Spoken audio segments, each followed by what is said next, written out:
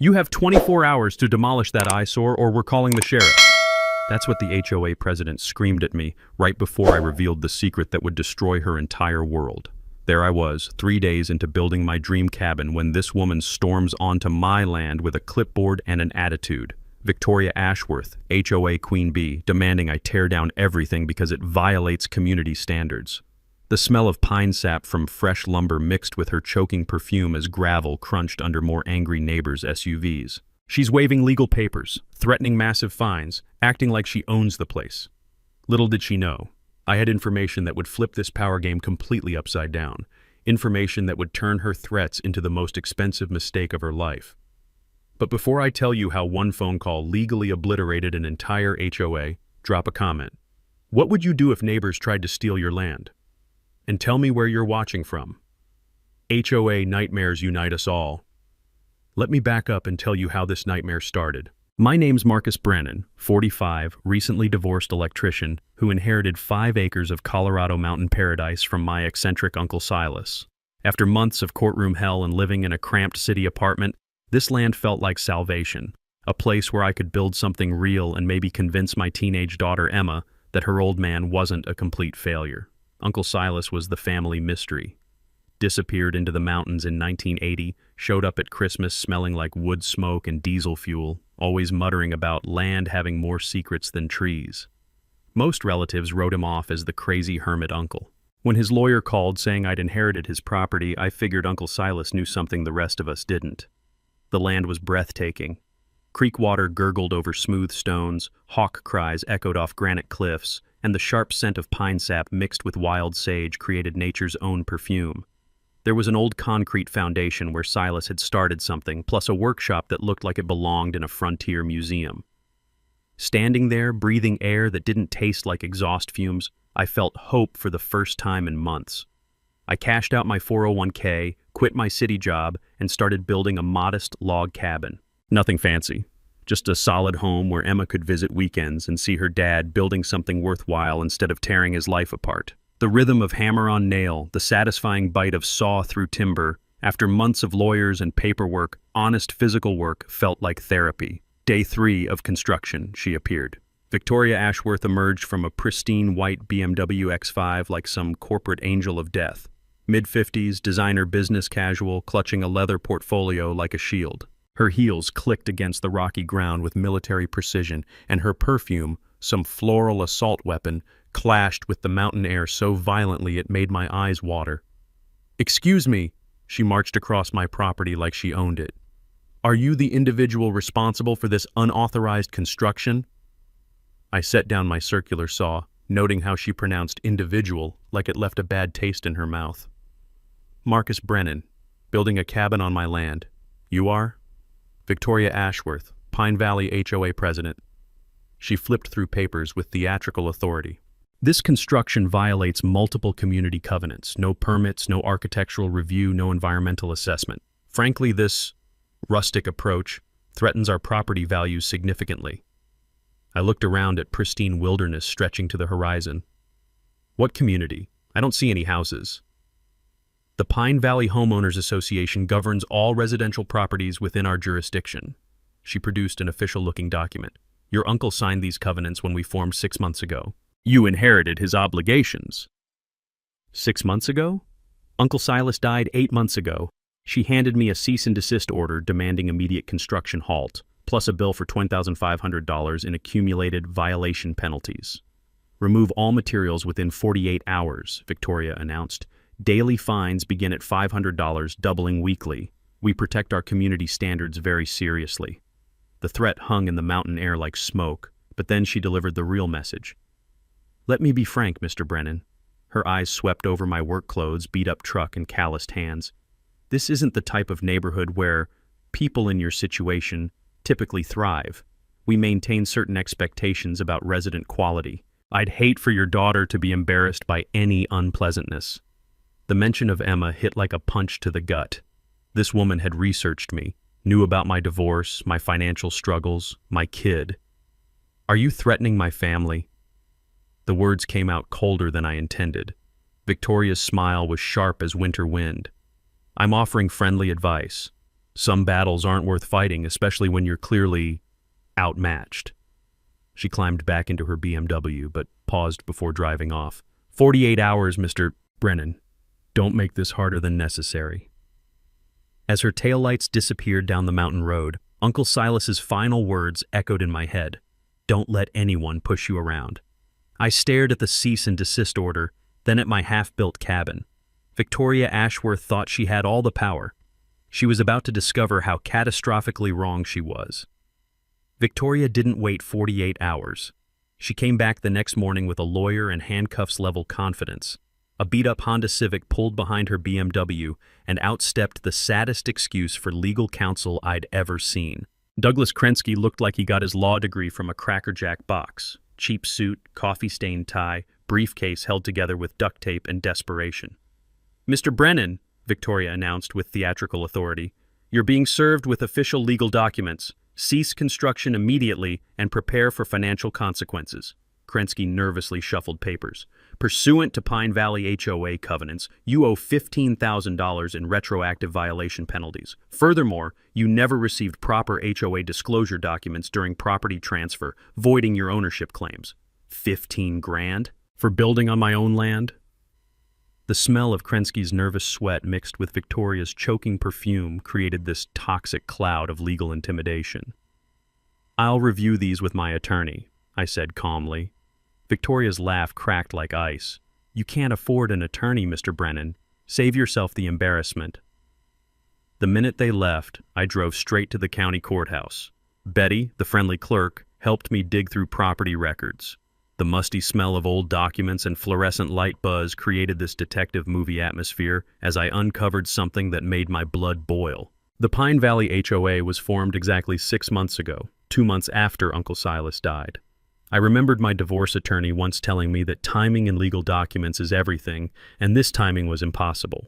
The boundaries were drawn like a perfect target around my property, including just 12 houses. My 5 acres represented 60% of their total land area. That's mighty suspicious, Betty whispered over the property maps. Looks like someone drew those lines specifically to trap your uncle's land. I pulled more records, and every HOA member was either Victoria's relative or worked for her husband's construction company. This wasn't community governance, it was organized crime with a clipboard. I'd read enough legal thriller novels to know that dead people can't sign new contracts, and neither can you be bound by agreements made after you already own the land. Time for my counterpunch. I called Sarah Kim, a razor-sharp real estate attorney. Her office smelled like fresh coffee and pure determination.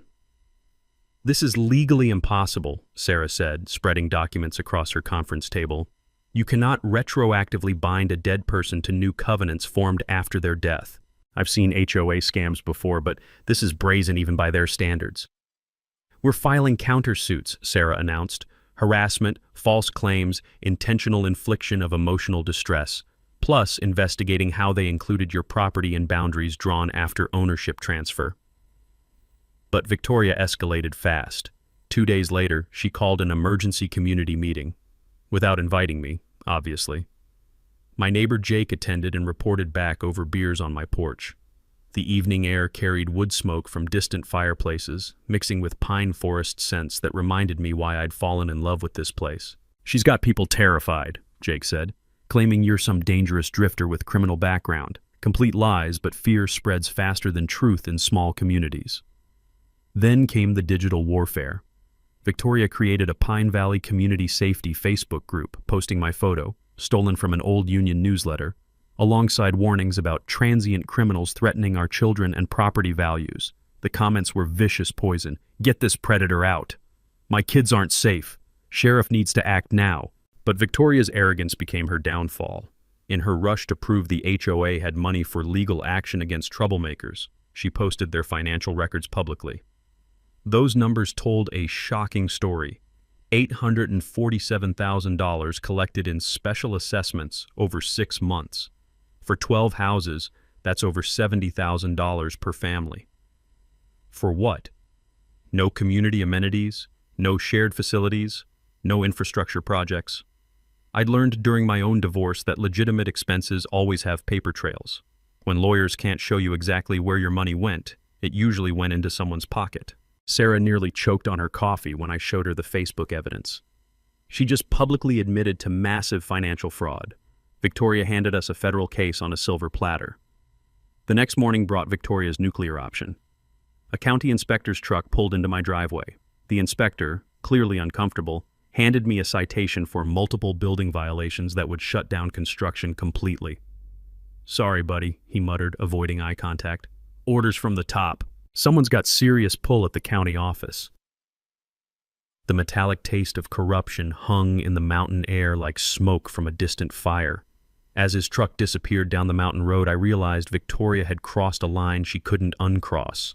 She'd escalated from civil harassment to government corruption, using taxpayer-funded officials to settle personal vendettas. But she'd just handed me the nuclear option. Federal agencies don't just investigate financial fraud. They investigate public officials who take bribes to harass private citizens.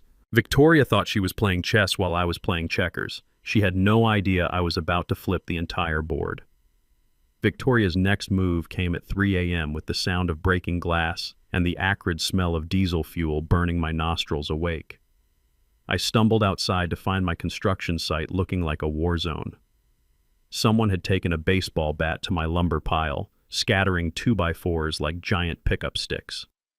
My generator lay on its side, fuel soaking into pine needles with that sharp chemical stench that made my eyes water. Roofing nails glittered across my access road like deadly confetti, strategically placed to shred any tire that dared cross them. The message was crystal clear. Victoria was done playing legal games. By sunrise, I'd discovered my truck sitting on 4 flat tires and an anonymous EPA complaint in my email claiming I was destroying sensitive wetlands. The wetlands in question? A tiny seasonal creek that had been babbling through my property since before Victoria was born. But the psychological warfare was just beginning. Around noon, cars started appearing across my driveway entrance. Not completely blocking access, that would be obviously illegal, just positioned so I'd have to perform automotive gymnastics to reach my own land. When I approached those drivers, they claimed to be concerned citizens exercising their constitutional right to park on public roads. The taste of manufactured innocence was more bitter than the diesel still lingering in the air. Then came the fake safety signs. Official-looking, hazardous construction zone, authorized personnel only warnings sprouted along the mountain road like poisonous mushrooms. They looked legitimate enough to fool my contractor, Pete, who called in a panic. "Marcus, I got 3 customers asking if I'm licensed for hazardous waste cleanup," Pete said, his voice tight with worry. "Word's spreading that your site is contaminated. I can't afford to lose other contracts over this." Victoria had weaponized my community connections against me. I remembered reading somewhere that the best con artists always turn your own resources into weapons. And she was proving that theory perfectly. But sabotage meant desperation, and desperate people make traceable mistakes. Sarah and I spent the next day following paper trails at the courthouse. The musty smell of old documents mixed with Betty the clerk's coffee created this detective movie atmosphere as we uncovered Victoria's real game. Mountain Vista Resorts had approached the county 6 months ago with plans for a $50 million luxury resort. The proposed location needed my 5 acres as the scenic centerpiece. Spa views, golf course elevation, helicopter landing pad proximity. According to the development agreement, they couldn't break ground without acquiring all residential properties within the designated tourism corridor. My land wasn't just in Victoria's way. It was the golden key to her treasure chest. "Look at this consultation fee," Betty whispered, pointing to a line buried in county planning documents. Mountain Vista paid someone $400,000 for community relations consulting. Sarah's coffee cup froze halfway to her lips. "That's not consulting. That's a bribe with a business card." Suddenly, Victoria's aggressive timeline made perfect sense. She wasn't just collecting HOA fees. She was earning a massive commission for delivering my property to developers. Every day I held out cost her hundreds of thousands of dollars in resort profits. That night, I put my electrician skills to work installing a comprehensive security system. Motion sensors, night vision cameras, the works. If Victoria wanted to escalate to criminal behavior, she'd do it in high-definition color. I didn't have to wait long for the feature presentation. Around midnight, a pickup truck crept down my access road with headlights off, engine barely whispering through the mountain silence. The driver, wearing a hoodie that couldn't hide his familiar jawline, began pouring something from a gas can near my lumber pile. My cameras captured everything in perfect detail, including the moment he looked directly into the lens like a deer caught in headlights. Tommy Ashworth, Victoria's son, 20-something kid who'd apparently inherited his mother's talent for felony-level stupidity. The next morning brought my counterpunch. I walked into the sheriff's office with USB drives full of video evidence. Tommy's midnight arson attempt, complete with facial recognition and license plate identification. Suddenly, Victoria's concerned citizen narrative crumbled faster than her son's alibi under questioning. But I wasn't finished digging. The HOA's public filings revealed a treasure trove of financial fraud, security consulting payments to companies that didn't exist, landscaping services from Victoria's brother-in-law who lived in Florida, and legal research fees that would make Supreme Court justices blush. Victoria had been systematically looting the HOA treasury while positioning herself for the resort payoff. She was double-dipping, stealing from neighbors today while planning to cash in on their land tomorrow. As I watched Tommy's arson footage for the 5th time that evening, the mountain air carrying the scent of pine and approaching storm clouds, I realized something crucial. Victoria wasn't just greedy, she was trapped. The resort deal probably had deadlines, and every day I remained meant she risked losing everything. Cornered animals bite hardest just before they die, but they also make the most spectacular mistakes. Victoria's response to her son's arrest was swift, vicious, and completely unhinged. The next morning I woke to find a process server on my doorstep with an emergency injunction. Victoria was claiming I was building an illegal commercial facility and demanding the court force me to demolish everything immediately. The paperwork alleged I was planning to operate a transient housing operation for undesirable elements that would destroy the moral fabric of our community. The smell of fresh legal ink mixed with morning pine air as I read through 15 pages of creative fiction. Victoria wanted $100,000 in community damages and was asking for an immediate restraining order preventing me from entering my own property. But that was just the warm-up act. By noon, 3 county inspectors swarmed my land like locusts. Environmental compliance, building safety, septic evaluation, all writing citations for violations that didn't exist. The lead inspector, Rodriguez, kept apologizing under his breath while photographing my perfectly legal electrical work. "Sorry, man," he whispered. "Orders from way above my pay grade. Someone's paying serious money to make your life hell." The metallic taste of corruption hung heavier than the mountain fog rolling in. During my divorce, I'd learned that when legal intimidation fails, bureaucratic harassment becomes the go-to weapon. Endless inspections, impossible compliance demands, death by 1,000 paper cuts. But Victoria saved her cruelest blow for last. That afternoon, my ex-wife Linda called, her voice shaking with fury. "Marcus, what the hell is going on? Emma's friends are showing her Facebook posts calling you a sex offender. She's locked in her room crying, asking if her daddy is really a monster." My blood went Arctic cold. "What posts?" "Some community safety group with your photo and warnings about registered predators targeting children. Complete lies, but Emma's classmates are treating her like she's contaminated." Linda's voice cracked. "She wants to know if she's safe visiting you anymore." The thought of my 15-year-old daughter reading those lies, having friends whisper and point, made my vision blur with rage. Victoria had weaponized my own child against me, crossing every line that mattered. "It's all fabricated, Linda. I'm fighting a corrupt HOA trying to steal my land for developers." "Fix this," she snapped. "Some judges consider social media scandals harmful to minors. This could affect your custody rights." After she hung up, I sat in Uncle Silas's workshop, surrounded by the scent of old wood and motor oil, feeling 40 years of family history pressing down on me. This wasn't about property anymore. Victoria was threatening my relationship with the only person who truly mattered. But her desperation had created my opportunity.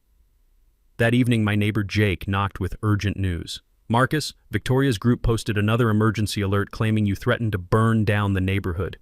They're using a photo of you holding what looks like a weapon. Actually your circular saw, but photographed to look menacing." The Facebook comments were a feeding frenzy. "Call SWAT. Armed and dangerous. Protect our children." But Jake leaned closer with the real intelligence. 3 HOA families approached me privately. "Victoria's threatening their property assessments if they don't sign statements against you. They're terrified of her now, not you. More importantly, HOA treasurer Beth Morrison had been asking uncomfortable questions about missing money. Victoria had been dodging audit requests while demanding more special assessments from members. Beth found invoices for companies that don't exist, Jake whispered. Payments for work never performed. She's demanding a full financial review and Victoria's panicking. This gave me the counterpunch I needed. I called Sarah immediately. Victoria's financial house of cards is collapsing. If we can force an emergency HOA audit before she destroys evidence, we've got her. Even better, Sarah said. False sex offender accusations are federal defamation crimes. We can file criminal charges while pursuing the financial fraud. But I wanted to hit Victoria where it really hurt, her wallet. The next morning, I drove to every business Victoria's family owned or frequented. Armed with screenshots of her false posts about me being a dangerous predator, I had very calm, factual conversations with managers about their liability for supporting defamatory campaigns against local citizens. Small mountain communities live on reputation. When the auto shop, grocery store, and hardware store all suddenly became too busy to serve the Ashworth family, word spread faster than wildfire. By afternoon, Victoria's own mother called her demanding an explanation for why the family was being shunned by local businesses. That evening, as storm clouds gathered over the mountains and rain began pattering against my cabin windows, I felt the tide finally turning. Victoria had overplayed her hand, attacking too many fronts simultaneously while her financial crimes were being exposed. But I also knew desperate criminals don't surrender quietly. They detonate everything around them. The smell of approaching rain mixed with pine sap reminded me of Uncle Silas's final words about the land having secrets. Tomorrow, I would discover exactly what he meant, and Victoria Ashworth would learn that some secrets have the power to destroy entire kingdoms. The next morning, I was prying up floorboards in Uncle Silas's workshop when my crowbar hit something that definitely wasn't wood. The metallic clang echoed through the dusty space like a bell announcing destiny. Beneath 40 years of accumulated sawdust and motor oil stains, I found a steel lockbox the size of a briefcase, painted military green and locked with a combination that had probably been set during the Carter administration. The musty smell of old documents hit me like a wave when I finally cracked it open using Uncle Silas's birthday. The old romantic had used the day he bought this land. Inside were manila folders thick as phone books, corporate seals that felt substantial as gold coins, and enough legal paperwork to choke a courtroom. But it was the incorporation certificate on top that made my hands shake. Brennan Holdings LLC incorporated March 15, 1998. Sole proprietor, Silas J. Brennan. My uncle hadn't just owned 5 acres of mountain paradise. He'd secretly formed a holding company 27 years ago and used it to quietly acquire something that would change everything. The next document explained how he'd pulled off the financial coup of the century. In 2010, the original developer who built the Pine Valley subdivision went bankrupt during the housing crash. While everyone else was running away from real estate, Uncle Silas stepped in like a ghost and bought up all the defaulted mortgage debt for pennies on the dollar. Not the houses, the actual land underneath them. Every single property in what would become Victoria's HOA kingdom was built on land that Uncle Silas owned through his holding company. The homeowners had been paying their mortgages faithfully for over a decade, thinking they owned their land. But legally, they were tenants, and the property management company that collected their monthly payments, it forwarded everything to Brennan Holdings LLC, which explained how a mountain hermit could afford his comfortable lifestyle. I was holding the deed to an entire neighborhood, 47 houses, 12 of which had formed Victoria's precious HOA, all of them sitting on land that belonged to me now. The taste of Uncle Silas's pipe tobacco still lingered in the workshop air, mixed with the weight of documents that felt like they could crush mountains. I understood now why he'd kept this secret buried. Owning people's homes without them knowing is the kind of revelation that destroys families and fractures communities. But it also meant something else, something that made my pulse hammer against my temples. Victoria Ashworth, HOA president and queen of harassment, had been collecting fees and threatening fines on land she didn't own.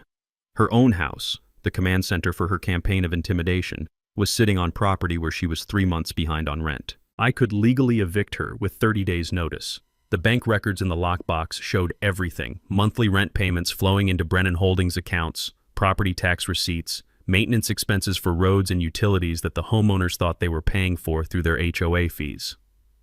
Uncle Silas had been the invisible landlord for an entire community, collecting rent through a management company while letting people believe they owned their land.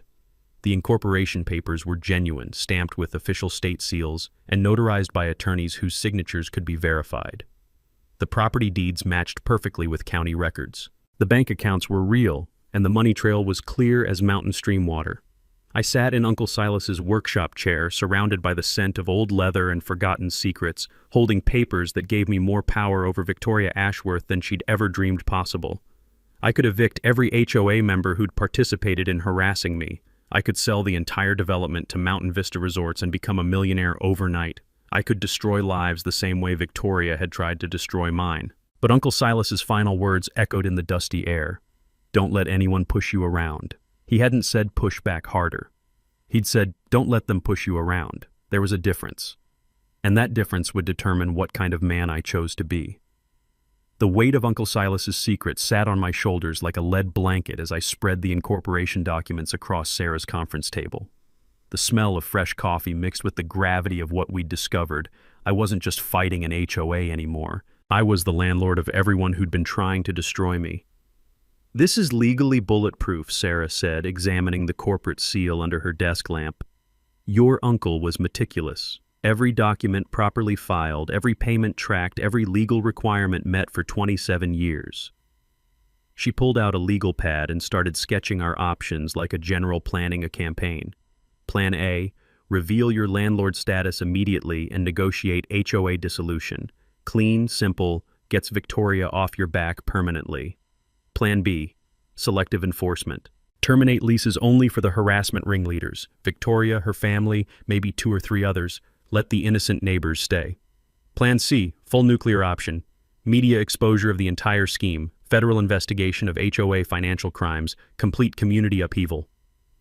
I thought about Emma reading those horrible Facebook posts, about my neighbors who'd been manipulated by Victoria's lies, about Uncle Silas choosing to keep this power secret for decades. What about Plan D? Use the leverage to build something better. Sarah's eyebrows rose. Explain. Victoria's been stealing from these people while lying about property ownership. What if we expose the financial crimes but offer the community a way forward? Reduced rents, actual ownership opportunities, turn this toxic HOA into something that helps families instead of destroying them. While Sarah researched legal precedents, I called my electrician buddy Jake to help with the technical preparation. We drove to his shop where the familiar smell of copper wire and electrical components reminded me that I had skills beyond legal warfare. You're really going to need this recorded, Jake said, helping me test a professional-grade audio system. When you drop this bombshell, you want every word documented for legal protection. Back in my truck, I reflected on something I'd learned during my apprenticeship years ago. The most powerful electrical systems aren't the ones that create the biggest sparks. They're the ones that deliver exactly the right amount of current to get the job done. Too little, and nothing happens. Too much, and you burn down the house. This situation required precisely calibrated power. That afternoon, I brought in Beth Morrison, the HOA treasurer who'd been asking uncomfortable questions about the finances. We met at a neutral location, the local diner, where the scent of apple pie and honest conversation felt like a sanctuary after weeks of legal warfare. I've been suspicious about our books for months, Beth confided over coffee that tasted like liquid courage. Victoria's been dodging audit requests while collecting unprecedented fees. We've paid $847,000 in special assessments this year alone, but I can't find records of where that money went. I slid photocopies of Victoria's fraudulent invoices across the table. Companies that don't exist, services never performed, consulting fees that would make Congress blush. Beth's hands shook as she reviewed the evidence. She's been stealing from us while threatening our homes. But Marcus, even if we expose her, how do we protect families who've invested their life savings in these properties? That's when I knew Plan D was the right choice. Over the next 2 days, Sarah and I crafted a presentation that would serve multiple purposes. We'd expose Victoria's crimes while offering the community a path forward that honored both justice and compassion. The legal documents were prepared in triplicate, stored in multiple secure locations, with copies sent to federal investigators who specialize in HOA fraud cases. I also reached out to Emma for the first time since Linda's angry phone call. My daughter's voice was small and hurt when she answered, but I could hear hope creeping in as I explained the truth about Victoria's lies. So you're not really in trouble, Dad? The stuff online about you being dangerous? It's all fake? Completely fabricated, sweetheart. and soon everyone will know the truth. But Emma, I need you to understand something important. When people try to hurt you with lies, the best response isn't more lies. It's the truth, delivered at exactly the right moment.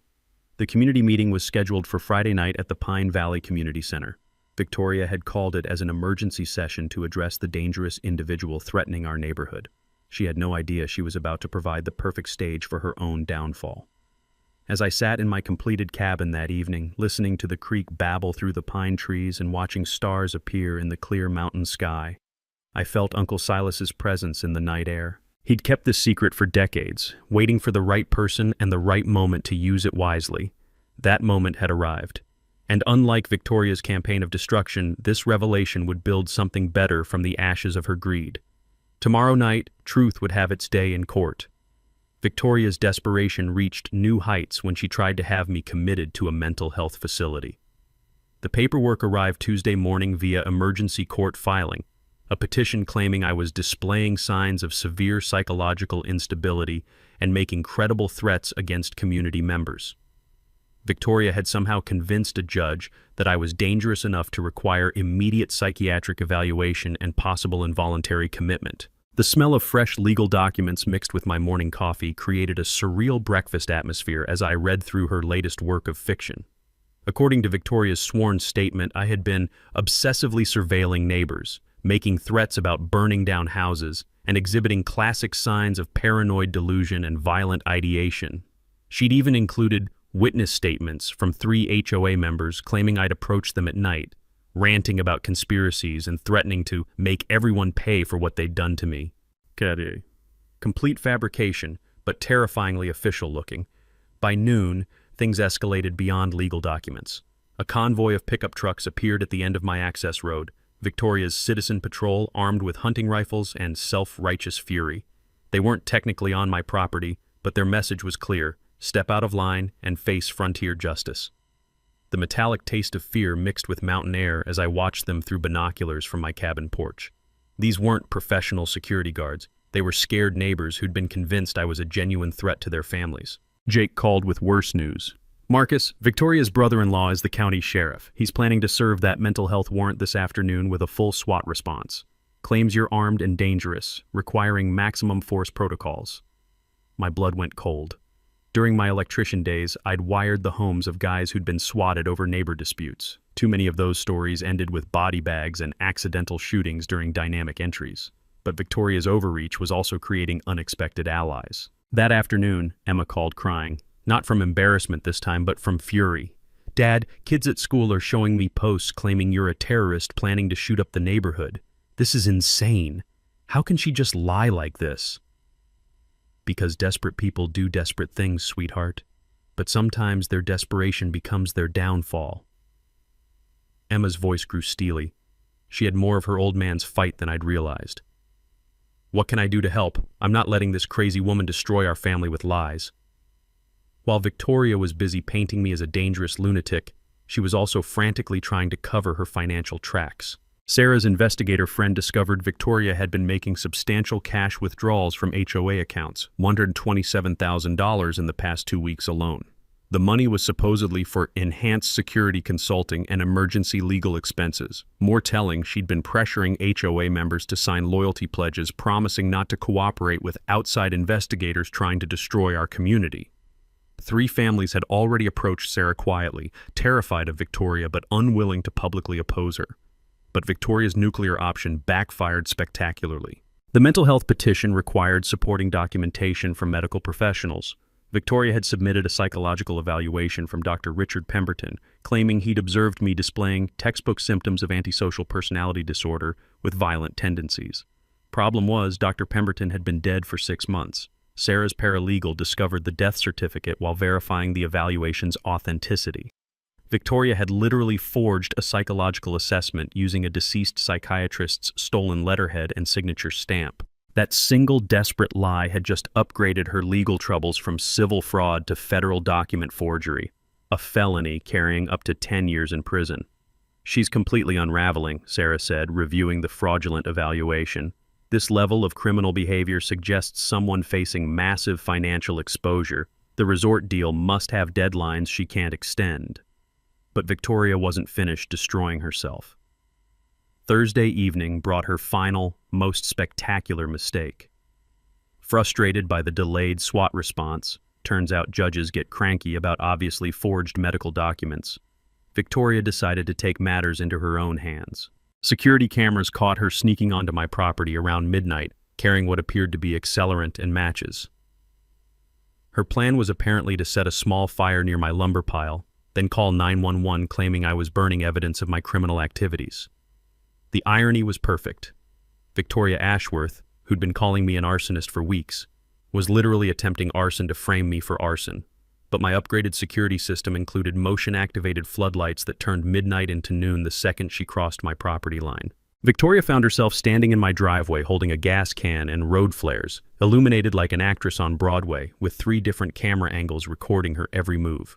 Her scream of surprise and rage echoed across the mountain valley loud enough to wake bears in neighboring counties. As I watched her scramble back to her BMW, I realized Victoria had just handed me the ultimate trump card. Video evidence of her attempting to commit the exact crime she'd been accusing me of planning. Tomorrow's community meeting was going to be even more interesting than I'd anticipated. Victoria's final desperate gambit came with sirens, flashing lights, and the kind of media circus that destroys lives permanently. Friday morning, I woke to the sound of helicopter rotors and the acrid smell of exhaust fumes from a dozen emergency vehicles parked across my access road. Through my cabin windows, I could see news vans, sheriff's deputies, and what looked like half the county's emergency response team setting up a perimeter around my property. My phone was buzzing with missed calls from reporters, all asking variations of the same question. How do you respond to allegations that you're holding your neighborhood hostage with explosive devices? Explosive devices? I stepped onto my porch holding a cup of coffee and immediately had 6 rifle scopes trained on my chest. "Marcus Brennan," Sheriff Davidson's voice boomed through a megaphone. "You are surrounded. Come out with your hands visible." The taste of surreal terror mixed with mountain air as I realized Victoria had played her nuclear card. She'd convinced law enforcement that I was some kind of domestic terrorist preparing for a violent standoff. Jake's voice crackled through my phone. "Marcus, don't move."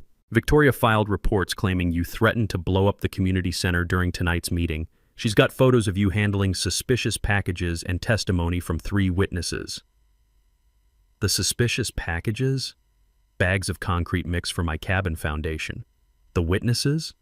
Probably the same imaginary people who'd provided statements for her fraudulent psychological evaluation. But this time, Victoria had overestimated the gullibility of law enforcement.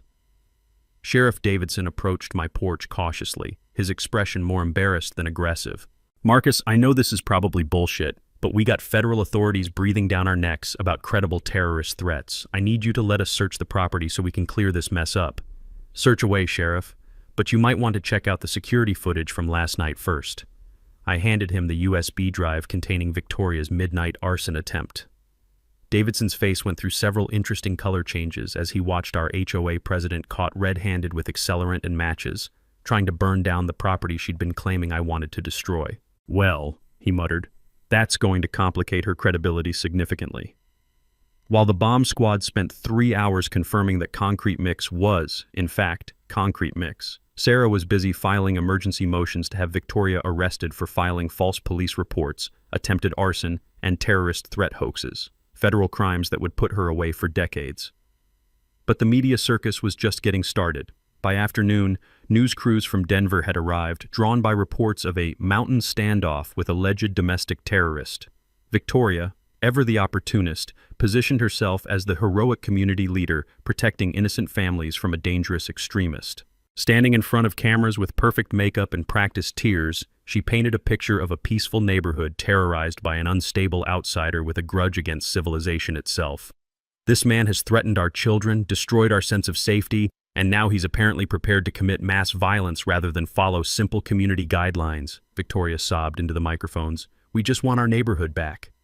The performance was Academy Award caliber, if the Academy gave awards for creative fiction. But Victoria's media strategy contained a fatal flaw. In her rush to appear sympathetic, she'd agreed to multiple live interviews without consulting lawyers. And live television doesn't allow for editing out inconvenient truths. Channel 7's investigative reporter, Maria Santos, had done her homework. During what Victoria thought would be a softball interview, Maria casually mentioned the HOA's financial irregularities. Mrs. Ashworth, records show your association has collected nearly $850,000 in special assessments this year. Can you explain where that money was spent? Victoria's confident expression flickered like a candle in wind. Well, we've had significant legal expenses dealing with this dangerous individual.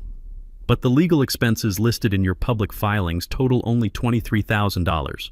Where did the other $827,000 go? The pause that followed lasted about 3 seconds on television, but felt like 3 years in real time. Victoria's mouth opened and closed like a fish gasping for air, while her brain tried to manufacture an answer that wouldn't incriminate her further. That's confidential community business, she finally stammered. Confidential? Mrs. Ashworth, you're discussing this matter on live television while accusing your neighbor of terrorism. Surely financial transparency is relevant to your credibility. By evening, the story had shifted from dangerous mountain hermit threatens community to HOA president accused of massive fraud while filing false terror reports. Social media was buzzing with questions about Victoria's financial management and the suspicious timing of her escalating accusations. As the last news van disappeared down the mountain road, leaving behind only tire tracks and the lingering smell of diesel exhaust, I realized Victoria had just committed professional suicide on live television. Tonight's community meeting would be less about her accusations against me and more about her explanations to neighbors whose money she'd been stealing. The hunted had just become the hunter. The Pine Valley Community Center had never seen a crowd like this. 89 people packed into a space designed for maybe 60, with news cameras positioned along the walls and county officials occupying the front row like judges at a trial. The smell of nervous sweat mixed with the scent of old coffee and decades-old carpet created an atmosphere thick enough to cut with a knife. Victoria stood at this podium like a general addressing troops before battle, her PowerPoint presentation titled, "Protecting Our Community, the Marcus Brennan Threat Assessment." She'd dressed for victory. Sharp business suit, perfect makeup, voice projection that would make theater directors weep with envy. "Ladies and gentlemen," she began, clicking to a slide showing my cabin, "we gather tonight to address the clear and present danger that Marcus Brennan represents to our peaceful community." I sat in the back row, wearing my cleanest work shirt and holding a leather document folder that contained enough legal dynamite to level mountains. Sarah sat beside me, occasionally glancing at her phone where federal investigators were sending real-time updates about Victoria's financial crimes. Victoria's presentation was masterful manipulation. Photos of my threatening construction project, screenshots of my menacing social media presence, actually pictures of electrical work I'd posted to help other contractors, charts showing declining property values in areas with transient populations. "This individual owes our community $97,000 in accumulated fines and legal fees," Victoria announced, her voice rising with righteous indignation. "He has repeatedly threatened violence against families, attempted to intimidate our children, and yesterday was investigated by federal authorities for terrorist activities." The crowd murmured with fearful approval. These were good people who'd been fed a steady diet of lies for months, and Victoria's performance was convincing enough to sell ice to Eskimos. "Furthermore," she continued, clicking to a financial slide, "Mr. Brennan's continued presence threatens a major economic development opportunity that could benefit every family in this room. Mountain Vista Resorts has offered our community partnership in a $50 million project that would create jobs and increase property values significantly." Ah, there it was, the real motivation finally revealed in public, recorded by 3 news cameras and witnessed by county officials. Victoria had just admitted on the record that this entire harassment campaign was about clearing my land for developers. She opened the floor for victim impact statements, and 3 rehearsed neighbors delivered tearful testimonies about feeling unsafe and terrorized by my presence. The performance was so synchronized it looked like community theater. Then Victoria made the mistake that would haunt her forever. "Does anyone else have concerns about this dangerous individual threatening our community?" I stood up slowly, my leather folder tucked under one arm. "I do, actually." Victoria's confident smile faltered like a mask slipping. You're not a member of this community. You have no right to speak here." "Actually, Victoria," I said, walking calmly toward the front, "I think you'll find I have every right to speak. In fact, I have more rights in this room than anyone else." The crowd's murmur shifted from supportive to confused. Victoria's face was turning the color of old snow as I approached the podium. My name is Marcus Brennan, I announced to the room, and I'm the sole owner of Brennan Holdings, LLC. I opened my folder and removed Uncle Silas's incorporation documents, holding them high enough for the cameras to capture. Which means I'm the legal landlord of every single house in this subdivision. The silence that followed was so complete you could hear individual heartbeats. Then the room exploded into chaos, gasps, shouts, the scraping of chairs as people turned to stare at neighbors they'd never realized were fellow tenants. Victoria grabbed for my documents like a drowning woman reaching for a life preserver. That's impossible. This is our neighborhood. We own these homes. You own the structures, Victoria, but the land underneath, that belongs to me, has for 27 years through my uncle's holding company. I spread the property deeds across the podium like playing cards. Every monthly payment you thought was going to your mortgage company, it was actually rent, forwarded to Brennan Holdings. Every HOA fee you've been collecting, you've been stealing money from people for managing land you don't own. Sheriff Davidson stepped forward, his expression grim with understanding. Mrs. Ashworth, you've been collecting association fees on property that belongs to Mr. Brennan? Victoria's mask finally cracked completely. You can't do this. I've spent years building this community. You're just some drifter who doesn't belong here. Actually, I said, pulling out the rent payment records, you're 3 months behind on your own rent, which means I have legal grounds to evict you with 30 days' notice. The room erupted again. Victoria lunged for the documents, screaming about property rights and community standards until Sheriff Davidson was forced to restrain her. But I'm not here for revenge, I announced over the chaos. I'm here to offer partnership. Those of you who participated in harassment campaigns have 30 days to find new housing.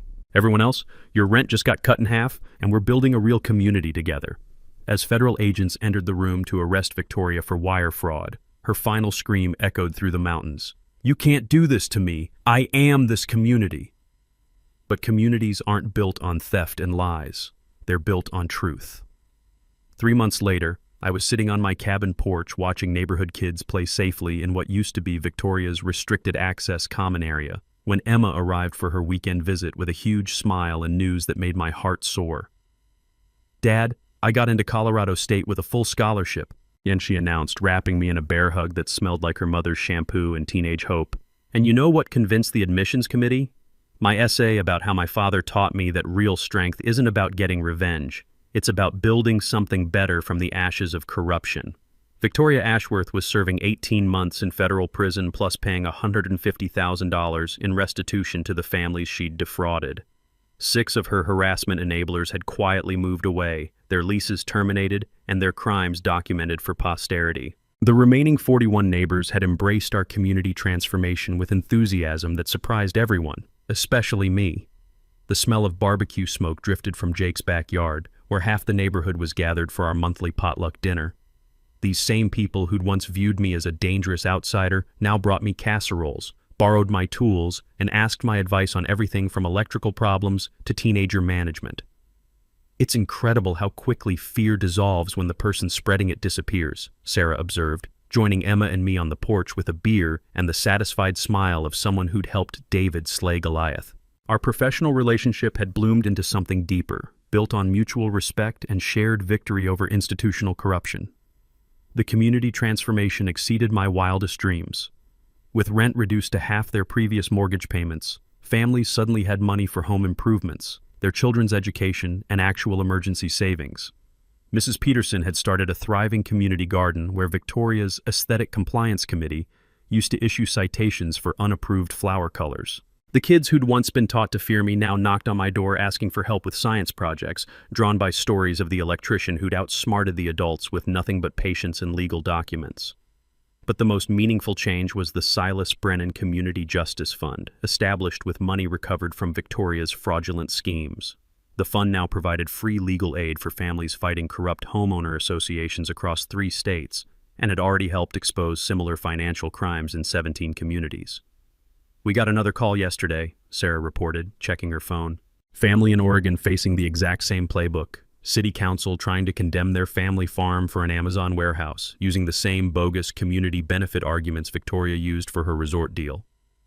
Emma looked up from her scholarship letter, eyes blazing with inherited determination. Are we going to help them, Dad?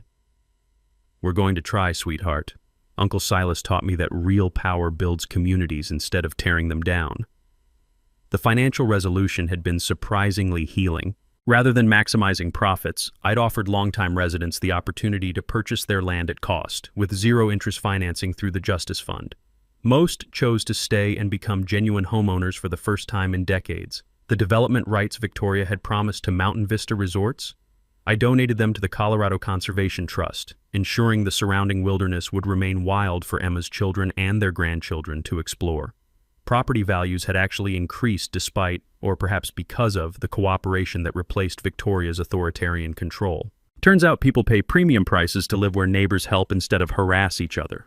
As purple twilight settled over the mountain peaks, I reflected on Uncle Silas's profound wisdom. He'd kept the secret of land ownership for decades, waiting for the right person and moment to use that power constructively. Some secrets are too dangerous for weak hands but become instruments of justice in strong ones. Emma was reading college brochures by porchlight when Sarah handed me a thick envelope postmarked from Portland. That Oregon family I mentioned? They've heard about our victory and want to know if the guy who destroyed an entire corrupt HOA can help them save their century-old farm from corporate greed. I opened the envelope, breathing in the scent of hope and new challenges. Another David versus Goliath story, another chance to prove that ordinary people with extraordinary determination can still triumph against corrupt systems. Ready for your old man to take on City Hall next, Emma? Her grin was pure mischief mixed with fierce pride. Let's do it, Dad. But this time I want to help with the legal research. As we planned our next battle for justice, children's laughter echoed across the valley where Victoria's angry threats used to ring. Sometimes the sweetest victory is building something so beautiful it erases the memory of ugliness. Drop a comment sharing your own HOA nightmare story. You're not alone in these battles, and your experience might help other families fighting similar corruption. If this story helped you understand your rights against predatory community associations, smash that subscribe button and hit the bell for HOA Stories, where we expose the truth about power-hungry neighbors and the legal weapons ordinary people can use to fight back. Next week, when City Council tried to steal our family farm for Amazon warehouse, they had no idea about Great-Grandpa's mining claims. Thanks for watching HOA Stories. If this episode made you laugh or shake your head at HOA madness, hit that like button and drop your opinion below. We post HOA Karen Chaos and Neighborhood Showdowns every week, so be sure to subscribe to catch the next unbelievable story.